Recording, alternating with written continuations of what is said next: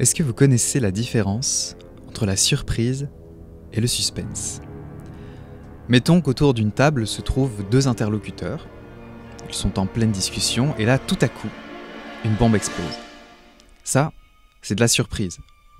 Mais la scène qui a précédé n'était pas très intéressante. C'était qu'une discussion. Maintenant, imaginons la même scène. Deux interlocuteurs sont en train de discuter et là, tout à coup, la caméra nous montre une bombe située sous la table. Là, c'est du suspense. On est dans l'attente de l'explosion et toute la scène, aussi futile soit-elle, devient passionnante. Nos deux interlocuteurs, ce sont Hitchcock et Truffaut. Et c'est ainsi qu'Hitchcock définit la notion qui va nous intéresser aujourd'hui, la notion de suspense. Pour cela, chacun de nous avons ramené un ou plusieurs films qui tournent autour de cette notion. Nous sommes Alexis Consigny, Célia de Saint-Riquier et Nicolas Bousser. Moteur. Ça tourne. Action.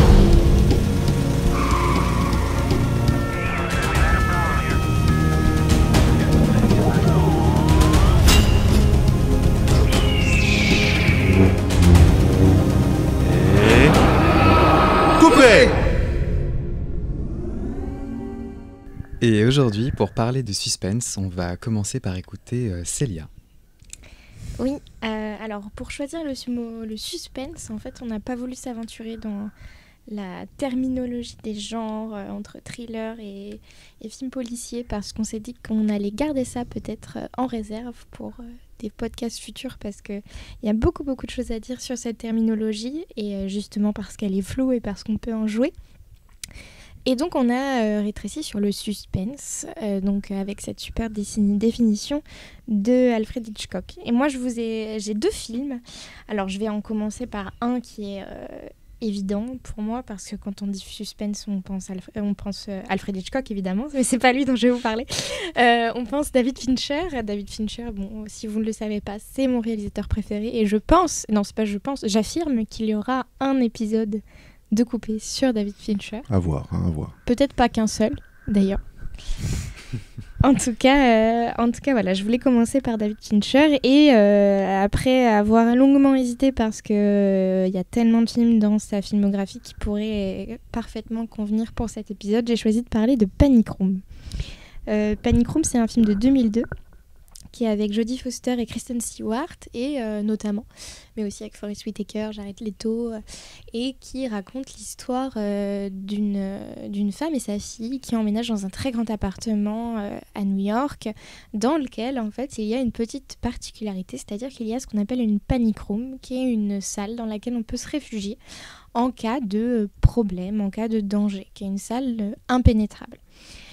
Et alors qu'elle passe la première nuit dans cette maison, des cambrioleurs rentrent pour venir chercher un trésor qui aurait été laissé, une grosse somme d'argent qui aurait été laissée dans la maison. Et donc, Jodie Foster et sa fille, donc Jodie Foster c'est Meg Altman et sa fille c'est Sarah, vont aller se cacher dans la panic room et en fait c'est justement là au final que les cambrioleurs vont vouloir venir puisque c'est là que l'argent est caché.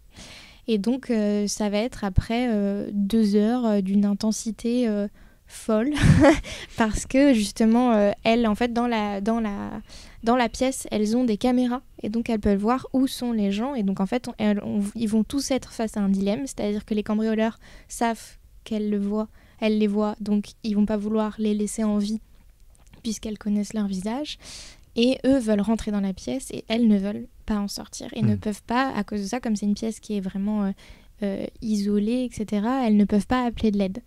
Et donc va vraiment y avoir une espèce de comment est-ce que chacun va s'en sortir, et c'est un film qui est formidable et où vraiment, moi, la première fois que je l'ai vu, je suis restée scotchée à ma chaise et à accrocher, je pense, le rebord de mon canapé avec mes ongles pendant vraiment 1h30, donc je pensais que c'était une belle entrée dans ce film, dans ce suspense.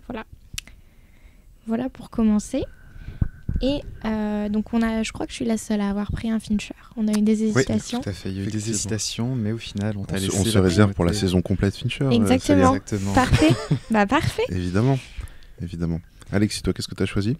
Alors moi, je vais évoquer avec vous La mort aux trousses, Donc un petit film inconnu qui n'a pas fait grand bruit au moment de sa sortie. Un petit réalisateur. C'est qui peut-être. déjà le Exactement. réel Alfred Hitchcock, un grand, Oula. illustre inconnu. Non, bon, blague à part, je vais parler d'un monument. Donc La mort aux trousses, qui est ce film réalisé par Alfred Hitchcock et écrit par Ernest Lehman. Donc un film en fait qui vient incarner vraiment le principe du suspense en tirant jusqu'au bout cette notion d'enchaînement de péripéties et de mystères à élucider. C'est un film qui est très intéressant à plein de points de vue, notamment au point de vue du scénario, qui est en réalité un scénario très prétexte et qui fonctionne beaucoup sur les non-dits et le fait d'entraîner toujours plus loin le personnage principal, donc Roger Thornhill, incarné par Cary Grant, et qui va être pris dans cette espèce de spirale, ce vortex en fait, qui va l'emmener jusqu'à la fin de l'histoire. Donc c'est un film rocambolesque, un film qui est riche en péripéties, riche en rebondissements, et que je vous invite très fortement à voir. Donc on va l'évoquer peut-être un peu plus en détail plus tard. Et toi Nicolas, tu veux nous parler de quoi ? Un autre film totalement inconnu, Shining. Oh.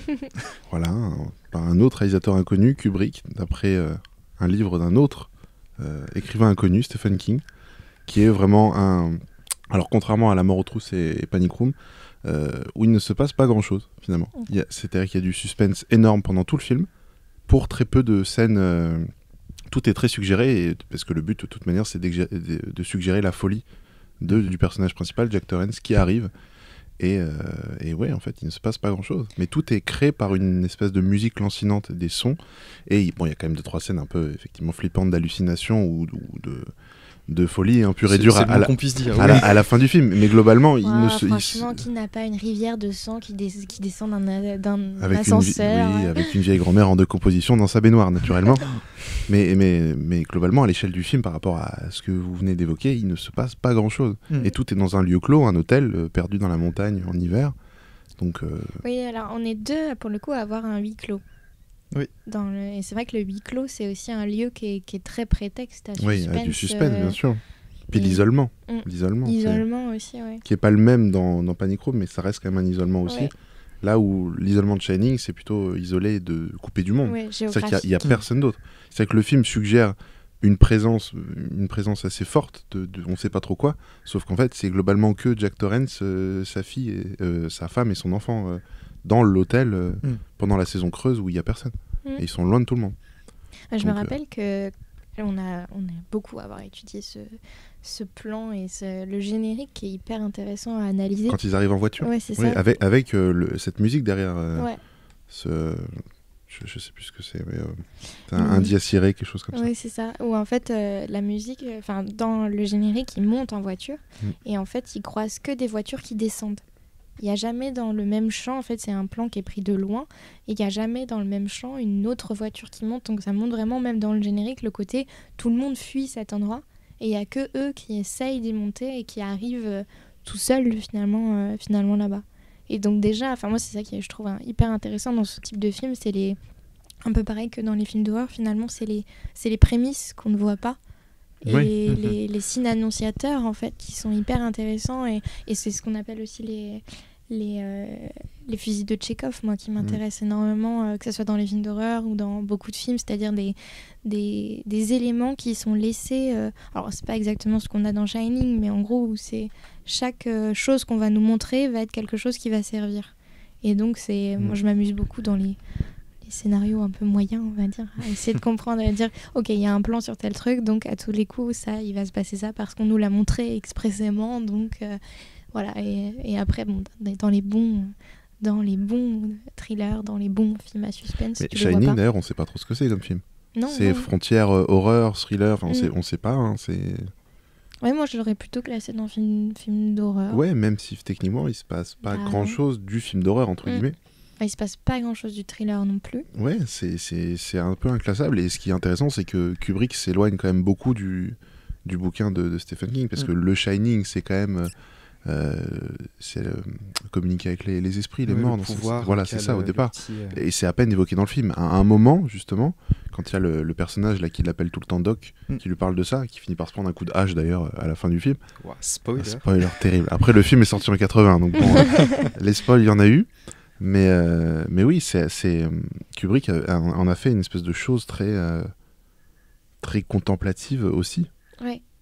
D'un homme qui erre dans les couloirs d'un hôtel et qui devient fou. Et le plan où il tape à la machine à écrire plein de trucs, et qu'en fait tu te rends compte que t'as le gros plan après sur les pages de ce qu'il écrit, il écrit tout le temps la même page sur des centaines, la même phrase sur des centaines de pages, c'est là où tu commences à voir, mais on est déjà au milieu du film, hein, tu commences à voir seulement qu'il devient... C'est lui qui débloque en fait, c'est pas des... C'est là, c'est qu'il n'y a pas de choses surnaturelles, c'est vraiment lui qui débloque. Même si à la fin t'as quand même ce fameux plan sur cette photo, je sais pas si vous vous souvenez.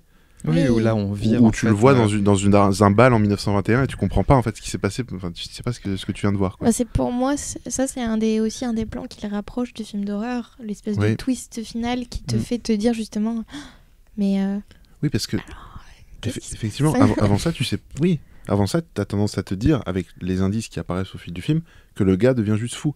C'est-à-dire le plan extraordinaire de Nicholson qui parle au barman, qui est quand même le plan le plus incroyable de Shining, avec l'autre qui rigole comme un goré avec son rire de beauf. Bah, c'est incroyable. C'est incroyable. Et tu te dis, en fait, là, c'est juste lui qui est fou, qui est tout seul dans le bar de l'hôtel et qui hallucine totalement. Effectivement. Et justement, je trouve qu'en un sens, c'est ça qui contribue au suspense. C'est-à-dire qu'on voit vraiment Jack Torrance virer dans la folie et en même temps, on voit sa famille qui est sujette à tous ces événements qui montent en intensité peu à peu, mais qui se doute pas, notamment je pense à l'épouse de Jack, qui se doute pas jusqu'au bout de tout ce qui est en train de se produire dans cet hôtel. Et justement, il y a cette ironie où nous, on se rend compte de cette horreur qui est à venir, et elle qui continue à vivre normalement jusqu'au moment, bien sûr, du basculement où Jack vire dans la folie. Oui, parce que... Oui, vas-y, pardon. Bon, ce qui est intéressant là, dans ce que vous dites, c'est effectivement un des trucs du suspense, c'est justement ce que tu disais de Kubrick, et ça c'est une marque de Kubrick, mais c'est ce qui fait que le film marche tellement bien, c'est qu'il prend son temps. Et en fait, c'est ce qu'on disait, le suspense, plus on va prendre son temps et plus finalement on va être ancré dans l'histoire. Et là, pour le coup, c'est ce que tu disais, dans Shining, on est complètement dedans, quoi. Il prend son temps pour finalement peu d'action, mais c'est finalement peut-être le fait qu'il prenne autant son temps parce qu'on s'attache aux détails, qu'on regarde et qu'on suranalyse finalement aussi les personnages. Mais dans tous ces films, globalement, alors peut-être à part Orange Mécanique ou des choses comme ça, où c'est différent, mais tu prends... alors dans un autre registre, Barry Lyndon, c'est très long, et surtout Eyes Wide Shut, je comptais en parler peut-être un petit peu après, c'est pareil, c'est extrêmement long. C'est extrêmement long et c'est focus sur du détail. Et ce qui fait qu'à la fin du film, tu ne sais pas, t'as pas vraiment très bien compris ce qui s'est passé. Alors ça, c'est peut-être aussi parce que, voilà... un petit manque de... Voilà.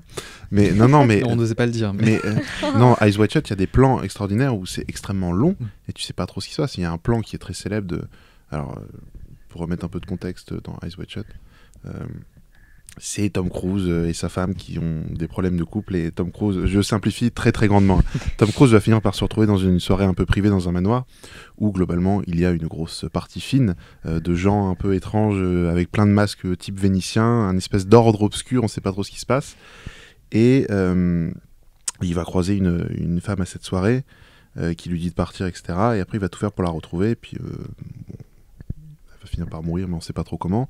Mais en gros, il va se faire un peu pourchasser par des gens parce qu'il a vu des choses qu'il aurait pas dû voir à cette soirée. Enfin, ça, c'est simplifié et c'est une vision du film, parce qu'en fait, il y en a d'autres des visions du film. Mais il y a une scène extraordinaire où justement, il marche dans la rue à New York. Il y a pas grand monde dans la rue, en fait, il marche et il y a une personne qui le suit, il y a un homme qui le suit. Donc il s'arrête et t'as les plans de caméra qui sont toujours faits de telle manière, il s'arrête, il se retourne, t'as la caméra qui monte le mec derrière, t'as le mec à un moment qui marche dans le même plan que Tom Cruise sur le trottoir d'en face, et c'est très lent, t'as les bruits de pas, t'as la neige qui tombe, et c'est surtraité, c'est suranalysé en fait. Et parce qu'à ce moment-là du film, tu sais toujours pas exactement ce qui se passe, ce qu'il a vu et qui sont ces gens. Donc et Shining, c'est exactement ça. Tu vois les plans où Jack Torrance erre dans l'hôtel, entrecoupé d'un plan justement où t'as Danny sur son tricycle qui va voir les deux jumelles au bout du couloir. Et puis c'est des choses extrêmement longues. C'est-à-dire que la culture populaire, on voit le tricycle Danny et les jumelles, mais avant ça, t'as quand même 5 minutes de déambulation de Danny suivi par la caméra sur son tricycle, et ça fait franchement flipper. Parce que les couloirs sont immenses et c'est long. Pour finir justement par ces jumelles qui sont terrifiantes évidemment. Et oui, ça a un côté hyper labyrinthique, ce dédale-là, qui rappelle le labyrinthe qui est dehors d'ailleurs. Exactement. Parce que effectivement, aujourd'hui, ces films-là, on connaît tous certaines images, donc Jack Torrance qui casse la porte avec la hache, ou justement ce côté tricycle. Mais ce qu'on oublie, c'est qu'il faut voir le film en entier pour se rendre compte que tout ça, ça met du temps à arriver. Et même quand ça arrive, c'est extrêmement long.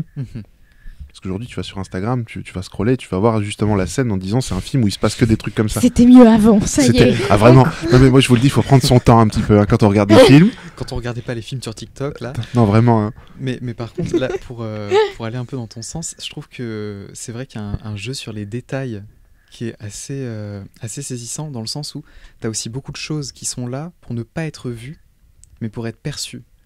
C'est-à-dire qu'en voyant certaines analyses, on se rend compte par exemple que l'hôtel n'a aucun sens. Ouais. Architecturalement, ça ne marche pas. Et du coup, tu as ce sentiment d'oppression de te trouver dans un lieu qui n'est pas censé exister comme il existe. Qui est en fait une entité. Exactement. Une entité. Et ça, alors... Oui, effectivement, il y a cette idée qu'on en avait parlé dans un épisode qui n'est pas encore sorti, quand on parlait de toutes les choses Flanagan, Haunting of Hill House, etc. C'est toujours cette idée de la maison vivante ou du bâtiment, qui en fait, il y a une entité qui rend les gens un peu fous aussi. Ouais. Et cet hôtel Overlook, là, c'est un petit peu aussi cette idée d'une matière vivante qui participe à rendre Jack Torrance complètement fou. Même s'il y a quand même des prédispositions, visiblement, mais c'est un peu ça aussi. Faudra faire un podcast sur les lieux vivants. Bien sûr. Ça serait intéressant. Avec plaisir. Bien sûr. Alors oui, l'épisode Halloween n'est pas encore sorti, on sortira peut-être Halloween, voilà. Du coup. Pour essayer d'être logique. Année, on ne sait pas. De quelle année 25, 26, 30, on ne sait pas. Mais ce que tu disais dans le fait de prendre son temps et de l'attention aux détails, ça me fait penser du coup à ce plan qui a été suranalysé, surcommenté et qui fait que beaucoup de gens détestent Fincher. Qui est je sais pas si ça vous évoque le plan de la carafe d'eau. Non. Si. Ce qui est en fait dans Panic Room, il y a un plan qui est de mémoire dans le générique parce que Fincher aime s'amuser pendant les génériques et en fait pendant le générique la caméra va passer à travers la anse d'une carafe d'eau. Et merci le numérique qui a fait ses preuves jusque-là. Il n'est pas vraiment passé. Ah non. Ah merde. Mais je sais plus c'est quoi d'ailleurs ce film. On divague un petit peu mais c'est pas très grave. Où je sais qu'il y avait une histoire d'un film où à un moment en fait la caméra sortait d'une fenêtre qui était une fenêtre à barreaux et en fait faisait le tour du bâtiment et revenait et se réarrêtait devant les barreaux de la fenêtre. Et ça c'est un film c'est un plan qui a vraiment été tourné où en fait les barreaux partaient avec la caméra et pendant que la caméra faisait le tour les gens remettaient des barreaux sur la fenêtre et enfin bref, je sais plus à quel film ça... Le numérique rend des services quand même. Si vous savez, n'hésitez pas à me le dire parce que je cherche d'où vient ce film. Je vais pas vraiment chercher de moi-même non plus très assidûment, mais voilà, si vous le savez, ça m'arrangera. En tout cas, tout ça pour dire qu'il y a ce côté où les choses tarabiscotées un petit peu vont jouer et vont préparer aussi le public à de sorte. Alors, le plan de la carafe d'eau, c'est peut-être aussi David Fincher qui se fait un peu plaisir aussi pour avoir l'effet un peu waouh des spectateurs qui se disent « Oh, classe !» Mais après... Oui, et puis c'est aussi Fincher qui se fait plaisir parce qu'il adore ces choses-là. Oui, mais après... Je suis tombé sur un extrait... Instagram encore, excusez-moi. Un extrait où globalement c'est Fincher qui s'apprête à tourner et il répète à toute son équipe que les rideaux en face sont exceptionnels. C'est des gros rideaux rouges et il répète 20 fois derrière sa caméra « Regardez comme ils sont exceptionnels ces rideaux ». Donc je pense que le coup de la carafe c'est clairement aussi parce que... Oui, mais après Fincher c'est pas quelqu'un qui est bête, c'est pas quelqu'un qui est esthétique pour être esthétique et quand il fait quelque chose, à mon avis il le fait pas... Enfin c'est quelqu'un qui a commencé dans la pub. Donc dans le genre, il fait un cinéma qui est signifiant, je pense. En tout cas, c'est mon avis qui est loin d'être très objectif, je le conçois. Mais je pense qu'il y a aussi un jeu le côté tarabiscoté dont on parlait pour Shining, qui je pense peut s'appliquer aussi dans Panic Room, et qui est un générique où en fait on va voir l'appartement dans un peu toutes ses coutures, et en fait la caméra fait vraiment un tour de l'appartement, en fait, qui est un grand appartement, et en fait voilà, pour présenter un petit peu ce lieu, et aussi là pour le coup pour donner, je pense, au public des repères géographiques, parce que l'inverse que ce que cherche à faire Kubrick dans son film, pour donner en fait le plan dans la tête des spectateurs, tu vois, pour qu'après justement, étant donné que le film va être en huis clos et va être coupé et qu'on va seulement voir en fait on va voir vraiment le truc à travers des écrans ou des choses comme ça, finalement ça aide à garder des repères, donc ça peut être aussi un moyen finalement Là, il donne des repères pour finalement que le suspense ne joue pas géographiquement. Et c'est intéressant du coup. J'y avais pas pensé, et en fait en faisant le film, je me rends compte que c'est exactement l'inverse de ce que fait Kubrick. Ouais, exactement. C'est intéressant. Là où dans La mort aux trousses, c'est pas du tout la même chose. Hein. La géographie n'a pas... C'est pas du Pourtant, tout il le en même fait des fonctionnement. lieux. Hein. Ah bah il y en a énormément. Il finit au Mont-Rochefort, non Mais Rochefort, c'est ça. Tout à fait. Et d'ailleurs, le film a été pensé autour de ça. C'est C'est-à-dire vrai que, en fait, il essayait d'écrire. Il y a eu plein de débuts d'histoire en fait qui partaient dans tous les sens, mais qui se finissaient toujours de la même manière. C'était une course-poursuite au Mont-Rochefort. Ah, c'est marrant. Et donc le film a été extrêmement dur à écrire. C'est-à-dire qu'il s'est beaucoup fait sur le temps, enfin au fil de la plume d'une certaine manière. Donc voilà, donc là tous les aficionados de scénario vont bondir en entendant ça, mais ils ne connaissaient pas la fin, ils ne savaient pas comment ils allaient arriver au bout au moment de l'écriture. Et justement, le scénariste, donc Ernest Lehman, a même été bien embêté au bout d'un certain temps parce qu'il n'arrivait pas à faire poursuivre l'histoire. Et c'est en s'enfermant dans une pièce avec Hitchcock et en discutant qu'ils ont fini par arriver à une espèce d'épiphanie. Et ils ont imaginé ce retournement de situation où le personnage incarné par Eva Marie Saint F. Kendall tire sur le personnage principal, donc Roger Thornhill. Et ce retournement de situation, c'est ça qui les a conduits à trouver comment tout relier et comment arriver à aboutir à cette fin-là. Et ça fait que si on se penche vraiment sur le scénario en regardant de très loin, ça ne tient pas nécessairement debout. Mais une fois qu'on est dedans, en fait, tout s'enchaîne de façon tellement logique, claire, et avec un tel respect de... on va utiliser exactement la situation telle qu'elle nous est présentée, que finalement on est tiré d'un bout à l'autre de l'histoire sans même s'en rendre compte. Avec Conan le Barbare, toi tu aimes les scénarios en ni queue ni tête non. Alors, Vous noterez aussi qu'on est beaucoup plus calme dans cet épisode que dans celui de Conan le Barbare. On n'a pas l'élément perturbateur, hein, je pense. mais, écoutez, si vous voulez qu'elle revienne, Oui, moi je veux qu'elle manifestez-vous. Non mais oui, bah, quoi qu'il en soit, donc la mort aux trousses, donc là je parle de la scène du Mont Rochemort, qui est la scène qui a poussé l'écriture du film, mais ce n'est pas celle qu'on retient.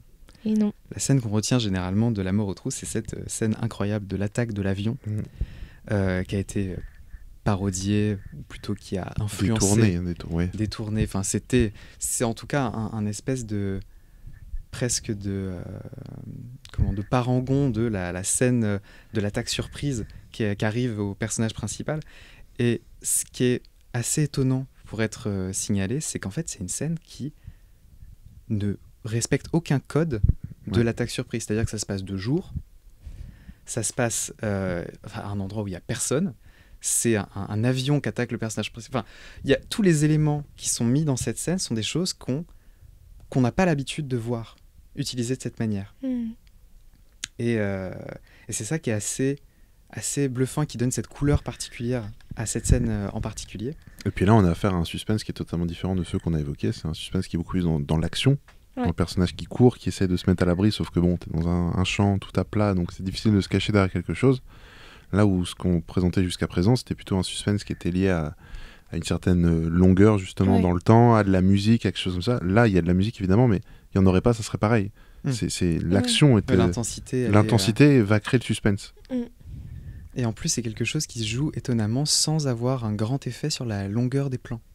En fait, on reste sur une durée assez similaire tout au long de la scène, sans avoir d'accélération vraiment, parce que justement, ce qui est intéressant avec ce dispositif très particulier, et c'est là qu'on voit en fait que Hitchcock arrive à se servir du dispositif qu'il a et de l'utiliser jusqu'au bout, c'est que l'intérêt, c'est vraiment de voir où se situe l'avion par rapport à Roger. Et donc, on est sans cesse en train de se dire où est l'avion et est-ce qu'il va réussir à se mettre à l'abri avant que l'avion retourne sur lui.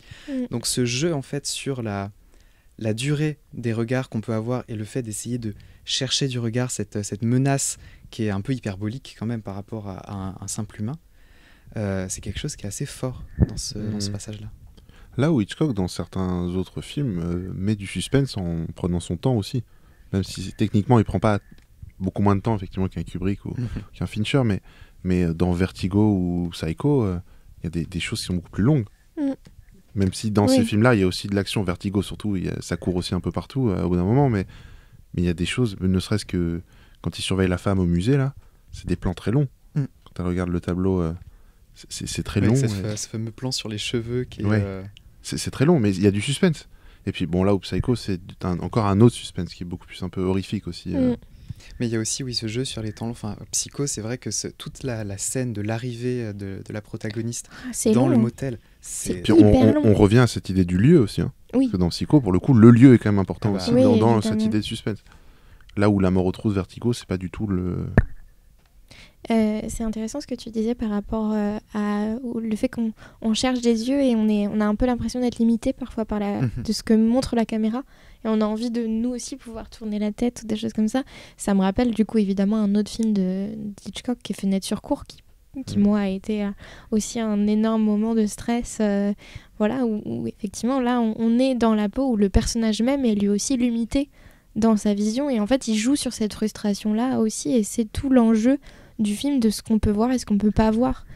Et la dernière scène de Fenêtre sur cour, enfin une des dernières scènes de Fenêtre sur cour, l'acmé, où donc Grace Kelly est dans l'appartement en face de... Ça spoil encore. Oh, ça va. Je crois que c'est James Stewart. C'était James Stewart ou Cary Grant ? Je les confonds tous les deux.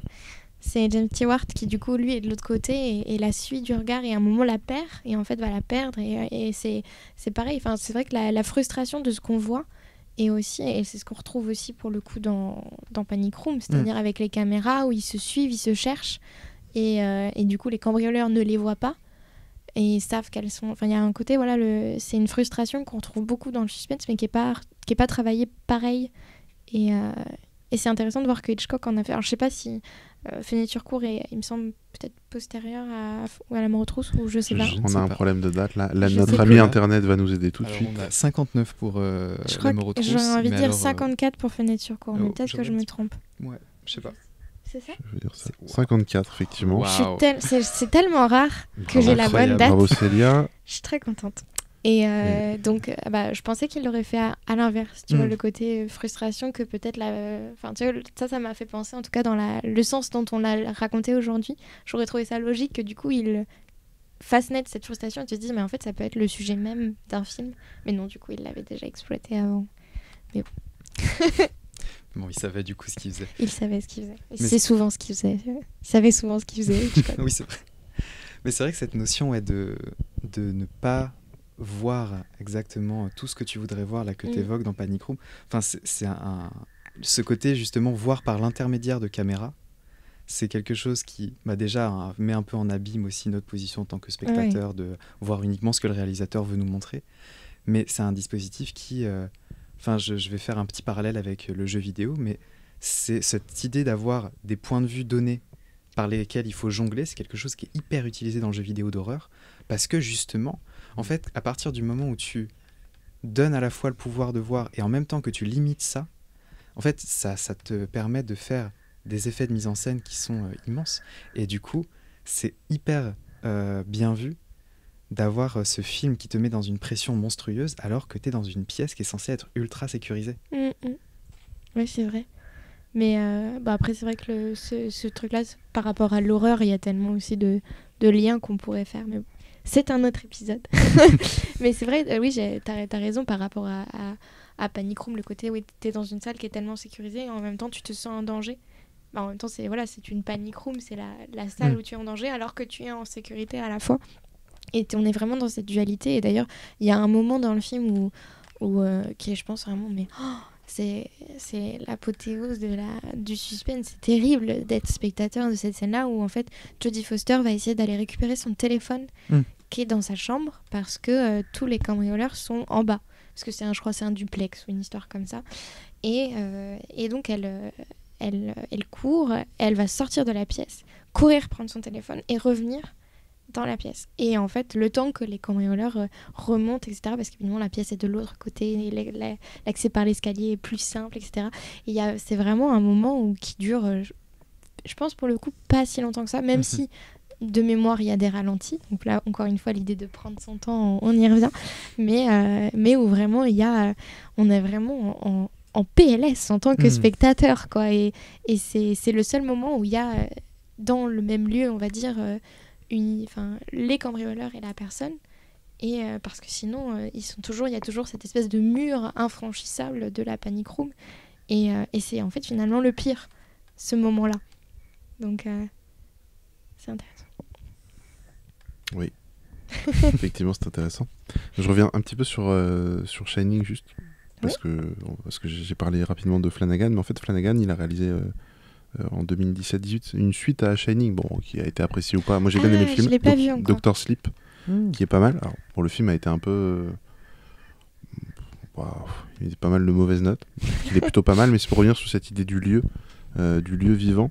C'est-à-dire que il reprend la recette de Hill House, c'est qu'à un moment, donc dans Dr. Sleep, il retourne à l'hôtel Overlook, et l'hôtel est allumé de partout, et de l'extérieur, on voit qu'il est allumé, comme dans Hill House, où justement, t'as Nell qui retourne dans la maison, et qu'elle arrive devant la maison qui est censée être abandonnée et fermée, et que la maison, il y a la lumière qui sort par les fenêtres, etc.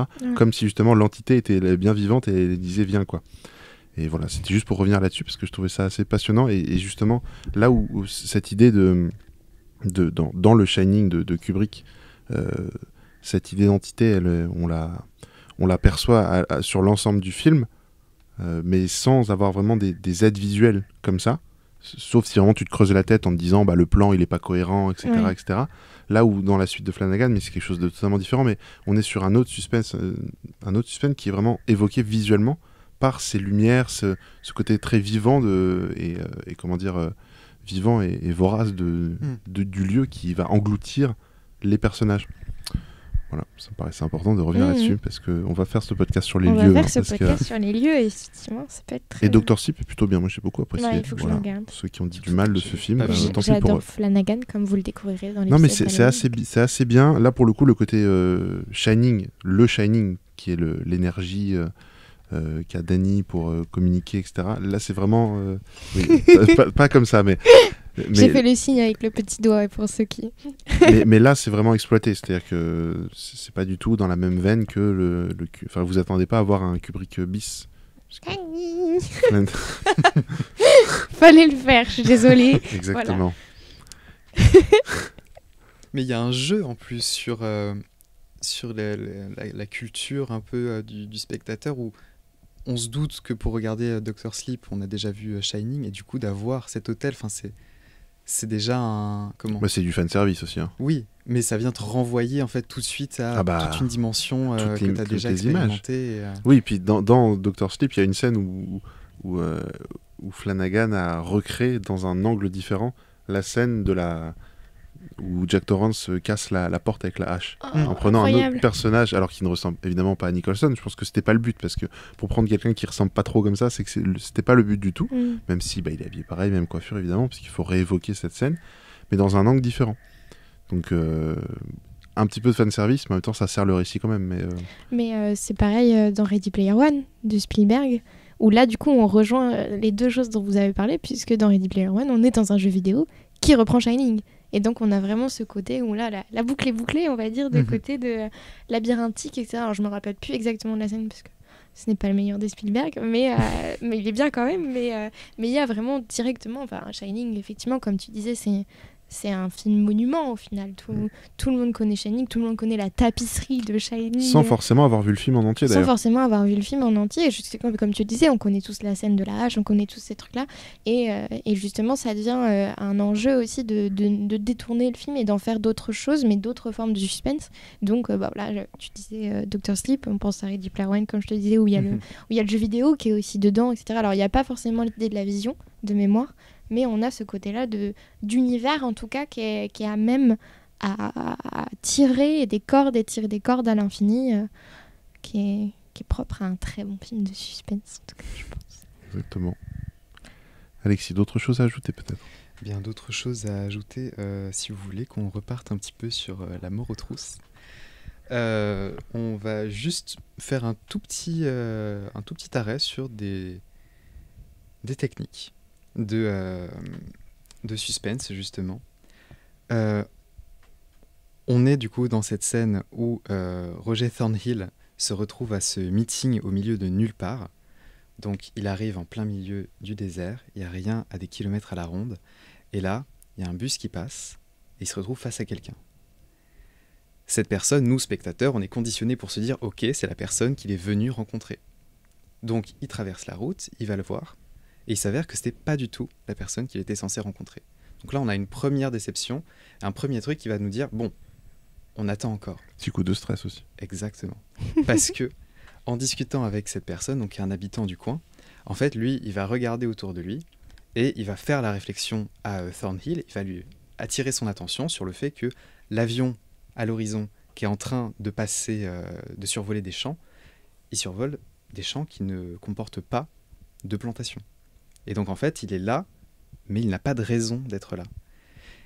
Et on est en fait en plein cœur du sujet du suspense, avec du coup cette notion de bombe sous la table, etc.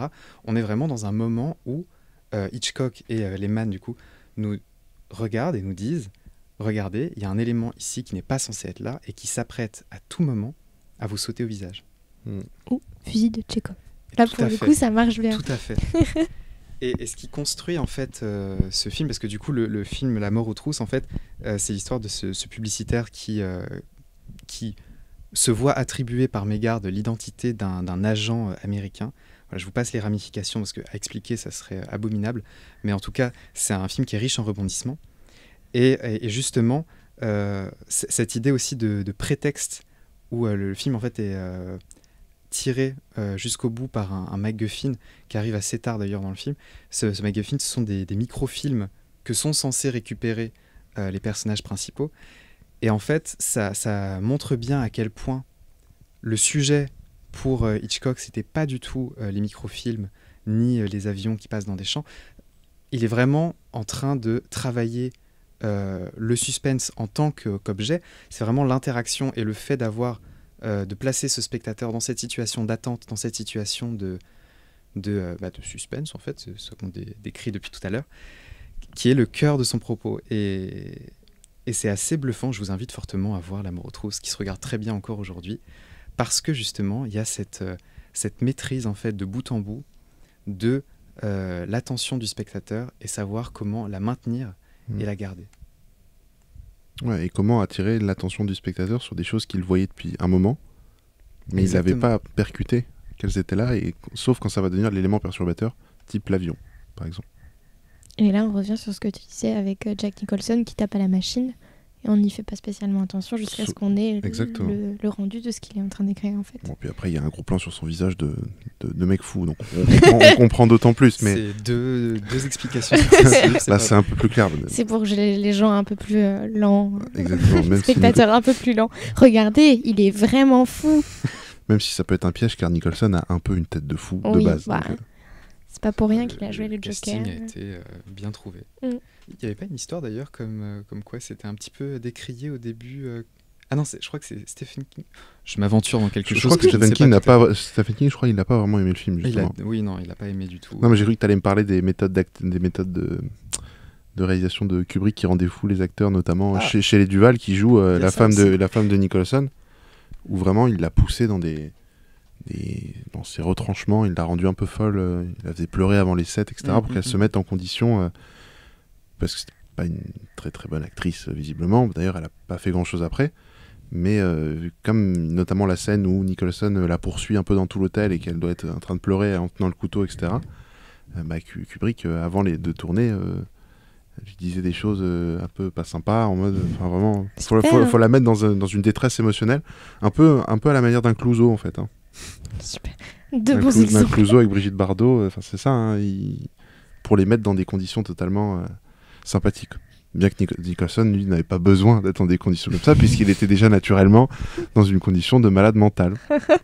Mais non, ça c'est un vrai truc, hein, et ça a été un épisode vraiment traumatisant, je crois, pour l'actrice aussi. Hein. Tu m'étonnes. Même si Kubrick était un peu fou de base aussi, donc très perfectionniste surtout, c'est ça le problème. Problème oui et non. Quand ça touche à la santé mentale des acteurs, c'est surtout ça, c'est le fait d'être perfectionniste. On peut considérer ça comme un problème. Ils sont payés, l'emmerde. Mais oui, enfin voilà. Une autre forme de suspense finalement. Hors champ le suspense. Moi je voulais vous parler d'un dernier film. Parce que, même si je suis contente, parce qu'à la base, je devais être la seule à parler de 2 films, et finalement, je n'étais pas la seule. Je suis très contente, c'était ma petite victoire de la journée. Et je voulais vous parler d'un autre film qui est un film qui a tendance à être oublié de nos jours, qui est un film par une personne qui a été récemment, qui a eu récemment une rétrospective à la Cinémathèque française qui était formidable, qui s'appelle Peter Weir, qui a fait un film qui s'appelle Witness en 1985 avec Harrison Ford. Et moi, c'est un film que j'ai vu très petite et qui m'a un peu traumatisée. On parle beaucoup de traumatisme dans ces podcasts. Particulièrement dans l'épisode d'Halloween. C'est un peu un exutoire en fait. Oui, c'est ça. C'est un peu notre psychothérapie. Mais en tout cas, c'est un film qui, pour vous faire le pitch un petit peu rapide, en gros, c'est une histoire aussi assez compliquée, donc je vais essayer de faire simple. En gros, c'est l'histoire d'une famille de Amish, et notamment une mère et son enfant qui se rendent à Baltimore. Et à la gare de Baltimore, le jeune garçon Amish qui a 8 ans, qui s'appelle Samuel, va aller dans les toilettes pour hommes et va être témoin d'un meurtre particulièrement violent, ce qui a été la principale cause de mon traumatisme, puisqu'on égorge quelqu'un, voilà, c'est formidable. Et donc, en fait, il est témoin de ce meurtre-là. Et en fait, c'est le meurtre, on apprend plus tard, d'un flic infiltré. Et ils vont faire la rencontre d'un capitaine de police qui s'appelle qui est joué par Harrison Ford. Donc, le nom, là, John Brooks, voilà, je l'ai retrouvé. Et qui, en fait, va se rendre compte que... donc, il va leur apprendre que le flic était infiltré. Et il ne parvient pas à faire dire à l'enfant, à trouver qui était... la personne qui l'a vu commettre le meurtre. Et en fait, très rapidement, on va se rendre compte que la personne qui a commis le meurtre est en fait une autre personne issue de la police. Et donc, naît une espèce de grosse histoire de corruption, etc., dans laquelle, en fait, Harrison Ford va essayer de protéger donc, ce témoin, ce witness, et lui-même se cacher parce qu'il se rend compte finalement que c'est un peu tout le monde est un peu pourri là-dedans et que c'est le seul à avoir un petit peu cette vérité-là qui est portée par l'enfant.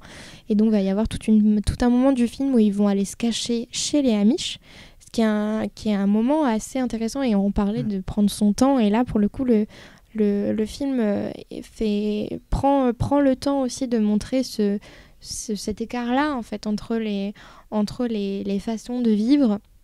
Et c'est hyper intéressant d'avoir les deux côtés, et à la fois l'espèce de suspense qui se maintient de est-ce qu'on va les trouver là, puisque après, à la fin ça donne lieu à une espèce de grosse bagarre au village Amish, etc. Et aussi des retournements. C'est très intéressant à la fois en termes de psychologie de voir voilà, le côté l'adoption de quelqu'un qui n'a pas la même façon de vivre, etc. La remise en question, etc.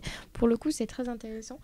Et on a justement cette tension lancinante qui permet de faire plein de choses, et qui en même temps est très lente et très longue, et prend le temps de divaguer dans des histoires d'amour, dans des questions comme ça de maternité. Et c'est un film qui donc manque d'être connu, je pense, aujourd'hui, qui mérite d'être regardé, et qui en plus donc de mémoire en tout cas n'a pas trop vieilli. Et apporte comme ça une autre vision du suspense par un maître du cinéma qui était Peter Weir. Bah Alexis, tu sais ce qu'il nous reste à faire, il faut qu'on voit ce film. Tout à fait, parce que nous n'avons malheureusement pas fait nos devoirs avant. Je vais regarder Eyes Wide Shut. Moi, oui, absolument. Et oui. Par contre, le seul contact que j'ai avec The Witness, justement, c'est John Truby qui en parle beaucoup dans l'anatomie du scénario, justement, parce qu'il décortique un petit peu cette façon de construire une histoire policière qui est assez unique, dans le sens où elle commence par placer un personnage qu'incarne un peu la pureté, donc ce petit garçon Amish de surcroît qui se retrouve en fait dans un environnement qui est très violent. Oui. Et après, c'est l'inverse, c'est un personnage violent qui se retrouve dans ce village Amish et qui va finalement y insuffler en fait toute la violence, parce que tout les retrouve au final. Et cette espèce de construction en parallèle, en fait, ça fait la force du film, en tout cas selon Truby. C'est hyper intéressant, j'avais pas pensé à ça, effectivement. Et je veux lire ce livre. Je te le prête. Avec plaisir. Effectivement, j'avais pas pensé à ça, effectivement, ça marche hyper bien. Et c'est totalement ce que tu dis, le côté vraiment... parce qu'on a, voilà, c'est ce que tu disais, le choc entre les manières de vivre. Et justement, parce que c'est des personnages comment dire, marginaux dans leur particularité. C'est-à-dire, Harrison Ford, comme tu dis, capitaine de police assez violent, assez sanguin, on va dire, et du coup les Amish qui sont des marginaux de la société de manière générale et qui vivent comme ça et qui se portent comme ça, on va dire. Et oui, mais c'est ce qui fait d'ailleurs toute la violence de cette scène et qui est pour le coup qui, je dirais, cette première scène violente de l'assassinat qui joue un peu peut-être plus de la surprise. Parce que c'est pas si long de mémoire avant et la violence de la scène est beaucoup plus surprenante qu'on est dans le suspense.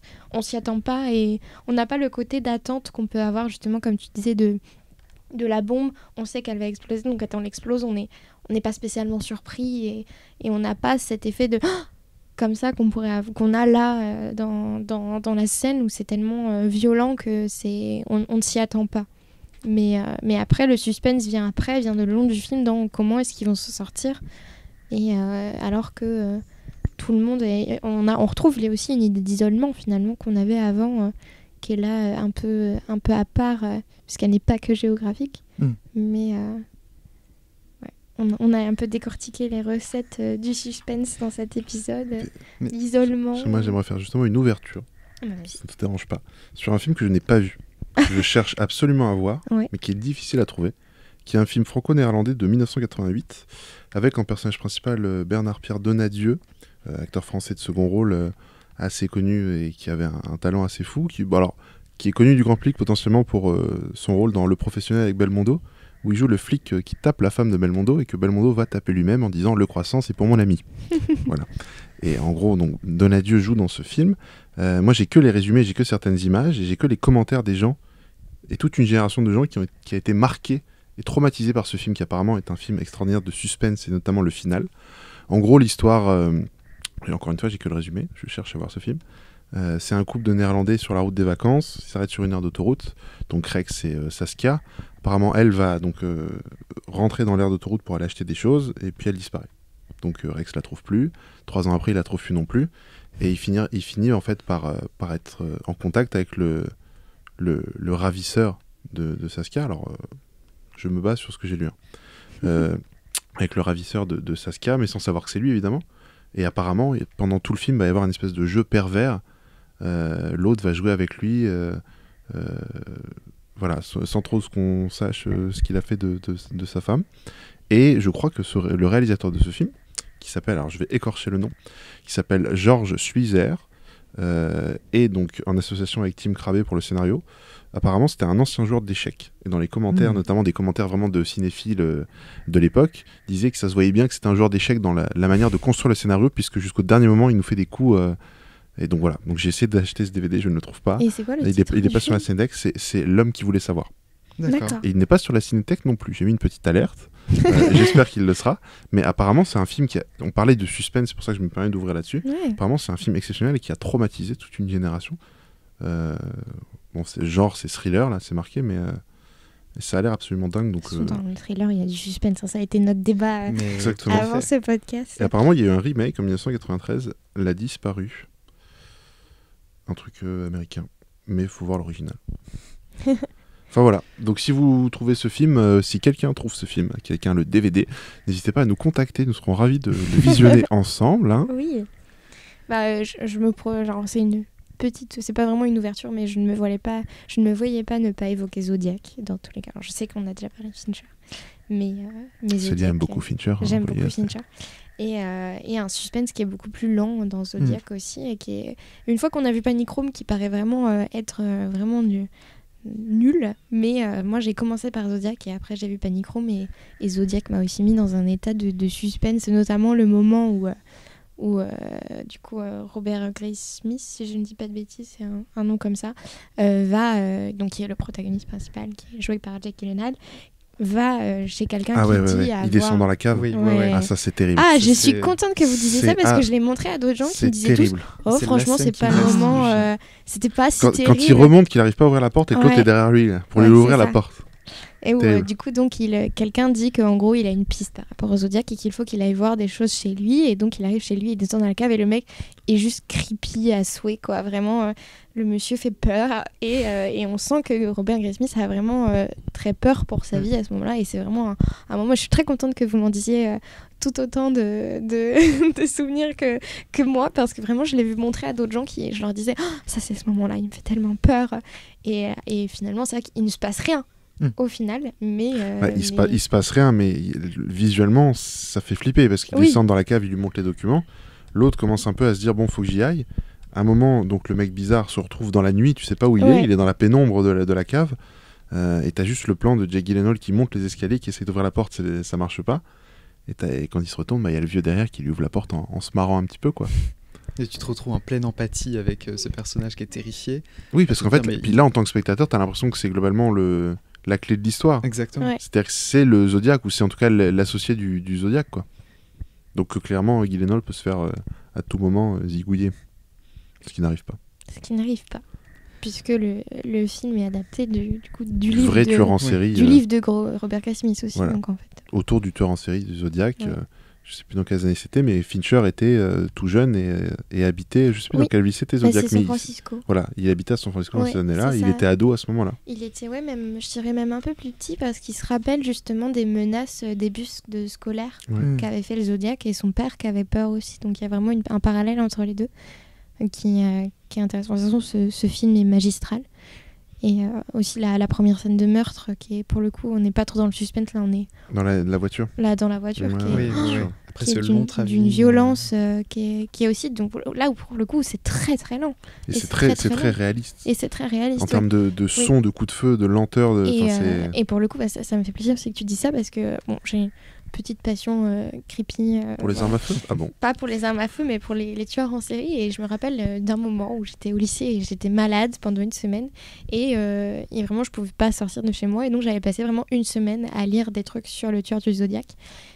Juste avant de voir le film, et donc vraiment c'était très très frais dans ma mémoire, les descriptions que j'avais eues. J'étais même tombée sur des rapports de police, genre vraiment la grande malade, et c'était donc très très frais dans ma tête, les descriptions du meurtre, et ça m'avait vraiment j'avais eu vraiment un espèce de nausée à regarder cette première scène là, tellement justement c'était d'une violence et d'un réalisme, comme tu disais, très très cru quoi. Très cru, ouais.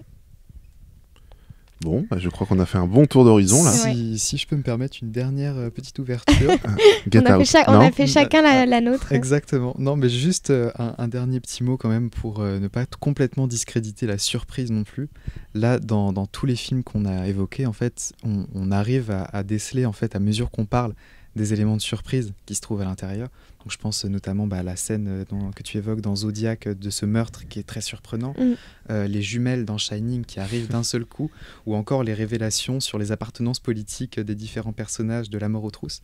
En fait, ces éléments de surprise-là, ils viennent créer des reliefs dans les récits, mais c'est vrai que là aujourd'hui, en voyant un petit peu ce qu'apportait le suspense, on se rend compte que ça crée un lien global qui je trouve, apporte encore plus de profondeur à ces récits-là. Magnifique. Ça me paraît bien pour finir. Très belle conclusion. Merci beaucoup de nous avoir écoutés. Rendez-vous au prochain épisode. Murnau peut-être enfin. Peut-être Murnau enfin. Ou alors autre chose, on verra. Voilà. À bientôt. À bientôt. À bientôt.